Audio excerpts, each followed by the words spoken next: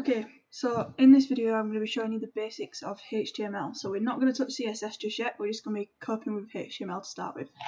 So I'm taking it on the basis that some of you haven't touched HTML before or might need a refresher, so we're going to go right back to basics. So first of all, the text editor. So basically we're going to use Sublime. Now Sublime is a text editor that a lot of developers use. It can be used on both Mac and Windows, and I've given you a link to a portable version on Moodle. So literally just go to Unit 10, scroll all the way down to helpful resources and click on this. This will let you basically use it off a memory stick if you need to do it on flat. There's also some other links here, things like CSS tricks, free images, CSS colours, things like that, but we'll come up to that in a second. So this is what it looks like. So a text editor basically is just a piece of software that allows us to write code. So if you notice down here on this little section here, it might be difficult to see, but it says plain text. If we click on that and click on HTML like that, nothing actually changes except for here. So we can still type things, no pretty colours, nothing like that. But the minute we start typing HTML, the colours change because it recognises that this is actually HTML. So for us to create a website, we need to be using HTML. And to do that, HTML has some rules that we have to set out first. There's an easy way to do it, there's a hard way to do it. We're going to do the hard way first. So type in HTML like that. Okay, and then go down, and next thing we're going to be doing is we're going to put in head like that, and we're going to need a closing like that. Oh, does it for me? Even easier. Okay, then we need a body, so we put body like that, then we close it like that. I don't know why it's gone in like that. Then we have opened our HTML tag, so we need to close our HTML tag and tell it we're done. Okay, so the thing we need to add in here is title. Now I'll tell you what title is in a second, but for now let's just go with this, and then we close it like that. So this is the hard way to do it. You can do it like this if you want to, or you can do the easy way, and I always do the easy way because I'm lazy. So we go HTML like that, and if you press tab key, just tab, it writes it all for you. Okay, so much easier. So this has added a doc type. So what is a doc type? Basically a doc type is not a tag. Okay, these are tags, this isn't. So a doc type is just an instruction. It's basically written to tell the browser what version of HTML we're using. If we use this type here, we're using HTML5, but on other versions we have to reference DDT, but we're not going to do DTD, not D, yeah, hard to say, but we're not going to do that because we're going to be using HTML5, so this is fine. Okay, so this is the rules for basically every single HTML page you will ever set up, and it just tells the web page what to look for. So it knows. So for example, if you use Chrome, it knows to display this on the actual main body of a page, such as everything from here down. And if you display anything in here, this goes into this section across here. So it sets the layout basically. So let's save it. So we're going to save it first. So I always go file, save as for the first one all the time. I'm going to actually navigate to where I save everything. You need to keep all this in one place. So I'm going to go to data, online teaching, where is it? Somewhere there. There we go. Unit 10, and I'm going to just save it in here. So index is the name you call everything. Now, if it's your first page, you are always calling it as index. It's almost like the home page, but this industry way of using it is index. And make sure you've got save type as HTML, because if you don't, it should automatically come up with that because of this section here. But if you don't, you're going to have a plain text and it's not going to work in a browser. So I've called index there. I'm going to save it. Now what I'm going to do really quickly is I'm just going to navigate to it. So I've opened up this. Just going to navigate to my data drive. It's full apparently. And I'm just going to open up, where did I put it? Online teaching there. And I'm going to go into Unit 10 and I'm just going to double click on this. And I'm going to open it with Google Chrome. Okay, so nothing has actually happened. There is literally nothing on my page, which is fine. So I'm just going to do this so we can see them side by side. So let's actually do something for it. Okay, so first of all, let's add a title. So inside here, I'm going to put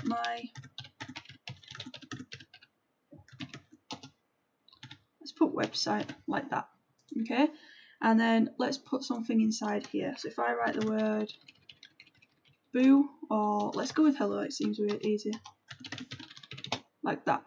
Okay, so if I save it, pressing Control and S, so I've just saved my actual thing, my text editor, and I'm going to refresh this. So can you see how the title has now changed here, and hello has now appeared here. Okay, so what we've done here is basically we've done something very similar to what a server does. So when we enter Google into a web page just like this, okay, what happens is it sends a request, and then that goes to the DNS server, which then goes all to the host and things like that. But basically what we've done is we've actually mimicked a server. So whereas we would get a HTML file sent back to us to allow it to display, we've actually done that bit for it. So we've provided the HTML page. Browsers are built to know what HTML is, and they're able to read that code. So the browser was able to interpret all of this and create this. So these are the tags you will see on every page. They're always opening and closing tags. There are a few exceptions, so we always have an opening tag and a closing tag. We do have a few exceptions, but we'll come back to those in a few minutes. So we'll just go through some basics. So we'll go through some basic rules. So the next rule that developers live by, other than always taking the easy cut and doing things easier and quicker, like using the tab key here, is being able to research. So there is so much information out there. There is also too much information to keep in your head. So researching and using Google is probably the best thing you'll ever do. The developers who have the highest salary are the ones that understand fully what they do. So please use Google and research anything that you don't understand. W3 Schools is a really good resource. So W3 Schools is here, literally just W3 Schools. It literally explains everything, gives you examples. You got a key here. It takes you headings, paragraphs, styles, IDs, literally every tag you'll need. A couple of things about embedding YouTube videos, APIs, things like that. So please use this. The other one is actually something called Rubberducking. Okay, and it's actually Rubberduck debugging, but everyone just calls it Rubberduck. So basically what it is just a list or an example of things to do with Rubberduck and helping you through everything. So I use that sometimes, but I prefer W3 Schools. And also the other one is to use YouTube. Let's just put this back over here so that everybody can see it. Like that. And then I just need to move that over there. That'll do. Right, so we've got all of this open. Just minimize all of these so we can't. There we go. Okay, so we're going to go through some basic tags. Okay, now basic tags, they can be anything from self-closing to opening tags, and there are a ton of them. So we're just going to go through a few of them today. There's a full list on W3 Schools, but for now we're actually just going to go through maybe 10 or 15 of them that are actually used. So we'll do them in stages because some of them are a little bit more advanced than others, and this is as hard as it gets. Okay, so the first one we're going to be going through is something called a H1 tag. It's actually an H1 element because it contains an entire block of functionality with content inside it, and basically it creates a header. So we're going to create it like this. So it's going to go inside the body. So it's open tag H1, just like that. And it's really, can I zoom? Yay, I can zoom. There we go. So we're going to do H1 like that. And I'm just going to put hello inside it like that, and I'm going to close it just like that. So if I save it again and then refresh, you'll notice this actually gets huge. There we go. So what H1 tag is actually a header, and it creates its largest font size available. So the H tags got all the way up to H6, so we'll do a couple. So we'll do H2. Actually, I could just copy and paste this, couldn't I? So just copy and paste them like that. So we'll do H2 and close H2. We'll do H3 and then we'll do H4 and we'll close like that. So if I save it and refresh it, you can just see how they get smaller. Now they do go up to H6. So they're the heading tags. There is another tag which we can use, which is called a paragraph tag. So it lets you add paragraphs to a website. And basically, let's show you an example. So if I just type boo here like that, and I save it and I run it, it looks tiny and it is a paragraph. But if I do this a few times, so if I have a few of these like that and I save it and I run it, it doesn't actually know what to do with it. So there's no tag there or no element there to tell it what to do. So it just puts them all on the same line.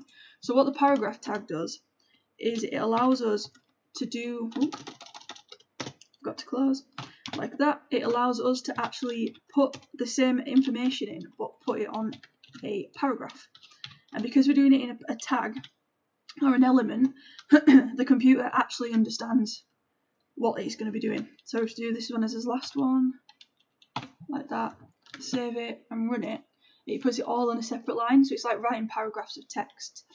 Now, I want to show you a really quick, simple thing. So if you're going to be using paragraph text, excuse me, and you are literally just using it to practice with, if you do the P tag like that, and you actually start typing lorem like that and press the tab key, it actually gives you like fake paragraph text so that you can practice with it, so it's easier to do. So I'm just going to put a couple of these on. So all I did was write lorem and then just put the tab key. So I've got a couple of those. Let's save it, refresh it. There we go. I don't want to translate it. I'm good with not knowing what it means.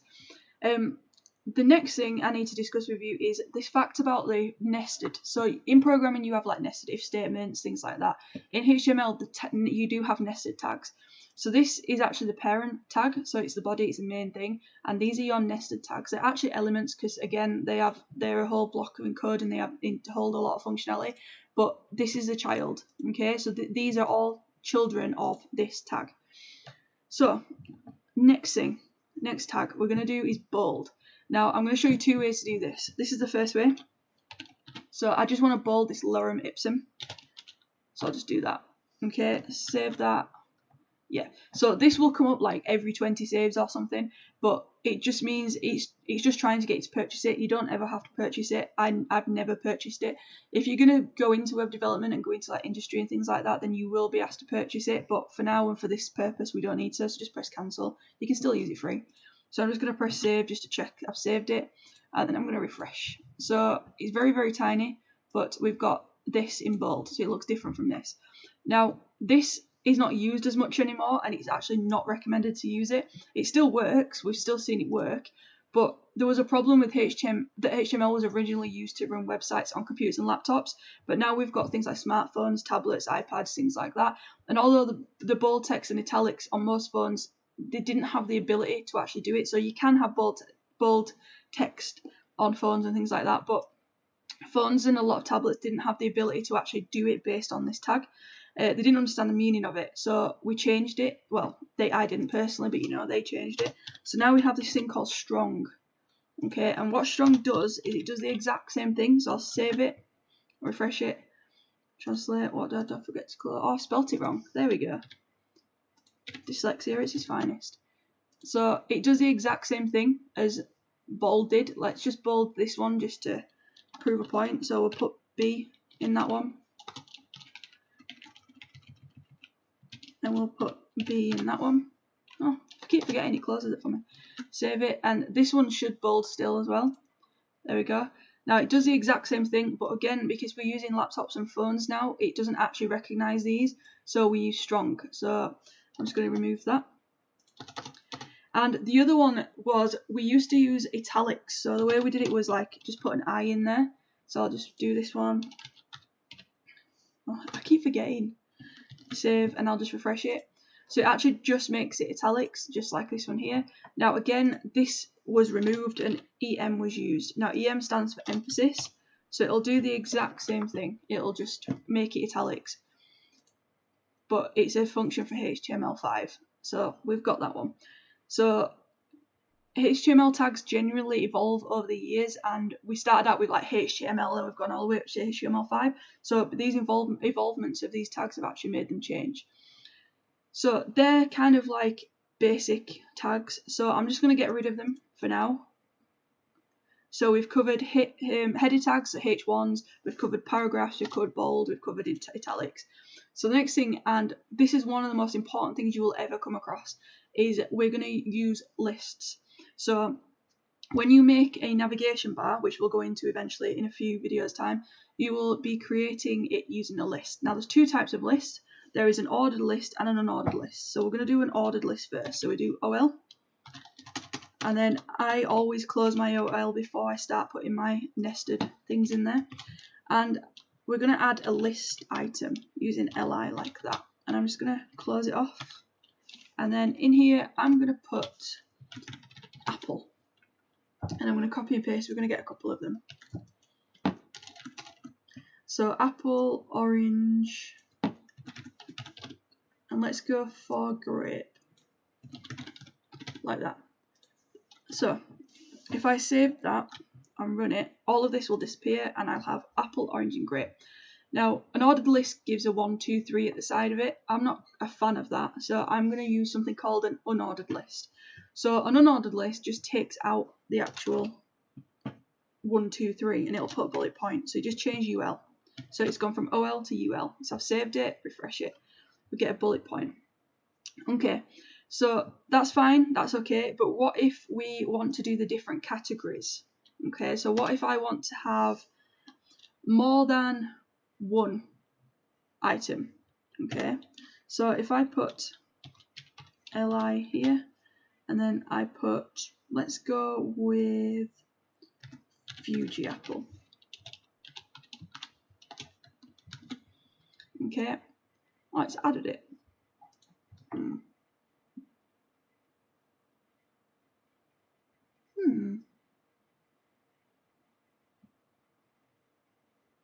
Okay, I'll come back to that one. Right, so we've done this, we've got there, that's fine. So next thing we need to do is we actually need to look at something called breaks. Okay. Oh, I know what I did wrong. I need to add another UL here. Duh. So UL goes there. I thought I'd added that for some reason. Save it, refresh it. Now we get a subcategory. Right.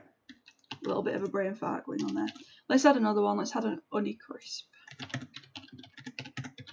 Like that. Okay. So save. We have our subcategory. Perfect. Now I'm going to show you something called a self-closing tag even. So with a self-closing tag, you don't actually have to close it. So this you have to close it, but you don't have to do it for these. So for example, if I want to put a line break, for example, between Fuji and Honeycrisp, I will also a space even. I will put BR, so it puts a line break in effectively. So if I save it and run it, it adds a little bit of space here, so it literally adds like an extra tab, but you don't close it. You may find things that look like this. Oh, don't press that. Look like this. This is when HTML, probably HTML3, potentially HTML4, had closing. So this was a self-closing tag and you would do it like this. But in HTML5 you don't need that. So I've added that. The other thing you can add that is a self-closing tag is a HR, which is a horizontal line. So for example, if I want to put a horizontal line after this, I will use a HR tag. Again, it's just a self-closing tag. Refresh it, it adds a horizontal line. Now this is quite useful, and once you start implementing CSS you can actually modify these so they look a lot better than that, but that's what we're at for now. So that's just a HR self-closing. The other thing that you might find useful is actually adding in images. Now images are a self-closing tag again, so I'm just going to delete this HR because I don't need it, and we'll keep that. So here I'm going to add an image. Just get rid of some of these, that's it. So the way we do that is we add an image tag. So we go img src. Now src is an attribute, okay? So basically with every attribute you have to have an value. So we're going to put into here where our image is stored. Now I've stored mine in here and I've named it something really, really annoying. I've saved it as HTML. So we'll do it a different way. So if I want to add in here a picture of a Fuji apple. Okay, I go to images, find one, let's go for that one. And if I click on here, oh, it's selling me them. Nice, beautiful. If I click and save image as, and I want to go to here, which is fine, so I'm going to save it as a .jpeg. Now I always have issues with this. Every single time I try to do this. So I'm going to go to here and I'm going to find it. So this is the easiest way to do it. So I'm going to right click it. I'm going to go to properties and I'm going to copy the name. Just because I don't trust myself to type it. I'm going to paste that in there, and it's a JPEG, so it'll be .jpg. Now let's close it off and just check this works, because every single time I've tried this, it never works for me. I always end up having to redo things. So refresh it, perfect. Like there is a someone out there. Right, the next thing.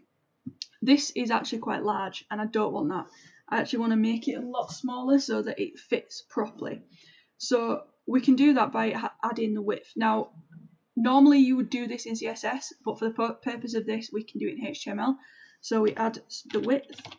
I'm going to set it to 42. Now this is set in pixels, okay, so I've got my speech marks. This is set in pixels, so it'll be 42 pixels, and then I'm going to add my height, and I'm also going to do this at 42 pixels. You can mess around with it. This might be even bigger, to be fair, because I don't know what size the picture is, but it's a bit small. Let's go 50. Let's go 62. I'm feeling on the risky side. There we go. Perfect, we'll stick with that. Now, that's okay for now. Alright, I'm quite happy with that. I can move that. So if I take out this line break thing and save it, it might actually put it up a little bit. Perfect. But it won't put it on the same line. I'm going to leave it at that. The next thing is that you can add another attribute called alt. So alt stands for alternative text. It's basically one of the picture attributes, and it can also be included as an alt, which looks like this. It appears when the user hovers over the image. So if I put alt in here and put equals, again it's an attribute. What should I put? Apple. Let's put Fuji Apple. Like that. Okay. So what happens is if the person who is using this for some reason cannot load up the picture, for example a bad internet connection or an error or something like that, the user can still see what the picture should be. So if we save it and refresh it, obviously we can still see it, but if I hover over it, it should, in theory, eventually. No? You're not going to work for me? Okay, don't work for me. But if the internet went down or it couldn't load the picture or whatever, then it literally would just hold the alt. So if I take out this, let's try it this way and refresh it, it can't open the picture, but could you see it's put the alternative text there? So we've got Fuji Apple. Let's just change that just so you can actually see that it works. So we'll go Fuji Apple. There we go. So it's actually changed it. So if for some reason you've got a slow connection or there's an error just like this one, or you're using a screen reader, something like that, it will actually just put that at the side of it, so the screen reader will still pick it up. So if I save that and refresh it, this picture should come back. There we go. So they are basic tags. There are a few more, like hyperlinks and things like that, but this is I'm gonna split them up into sections so it doesn't feel too overwhelming. So for a recap, what we've done today is we have looked at Visual Studio. We have looked at Sublime Text as a text editor. We've looked at creating a doc type, things like that. We've looked over what a doc type is. We've looked at tags and elements. We've looked at heading tags. We've looked at paragraph tags. We've looked at bold and italics and looked at emphasis and strong, which is effectively the same thing. We've looked at ordered list. We've looked at unordered list, and we've looked at nested lists. And then finally, we've looked at self-closing images and self-closing tags even, and images. Okay, so we've done quite a lot today. So these are kind of the basics. So in the next video, we'll look at things like hyperlinks and more advanced tags. But for now, I'm going to leave it here. Any questions, you know where to find me on Teams.